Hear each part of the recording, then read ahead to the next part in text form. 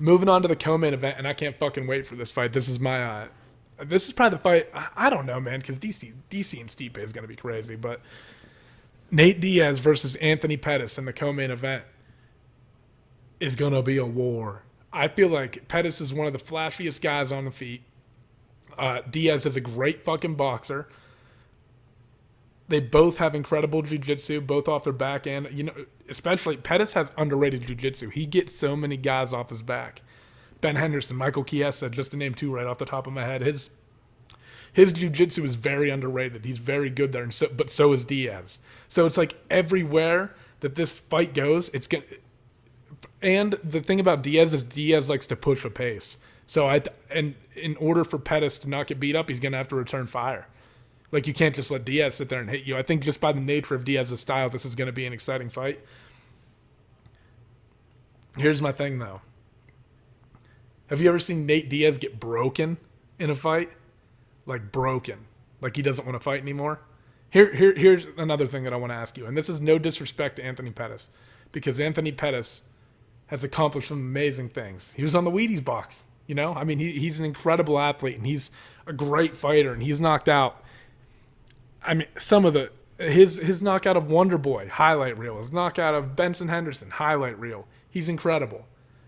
But do you think that Nate Diaz would have quit in the Tony Ferguson fight? I don't think there's a cold chance in hell. I don't even think that thought would have crossed Nate Diaz's mind. Nate Diaz is as tough as they fucking come.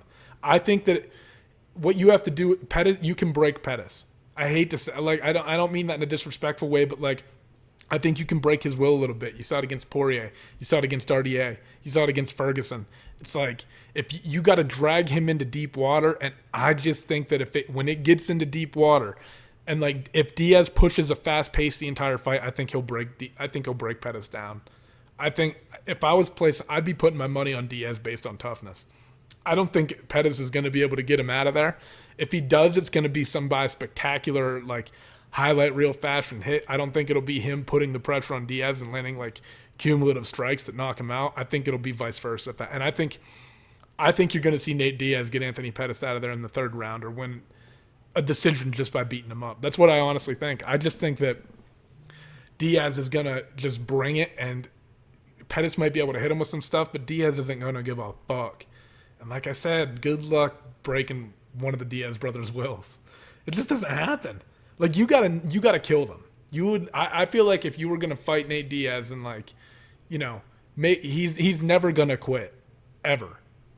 I feel like you would literally have to kill him or knock him unconscious, choke him out. You got to do something. You got to take some. I feel like if he has even like the slightest, like, inkling of consciousness, he's gonna just keep pushing forward. He's a fucking nut, dude, and I think that you're going to see that in this fight. I think that's really going to shine through the toughness of Diaz. And, yeah, I've got Diaz in this matchup.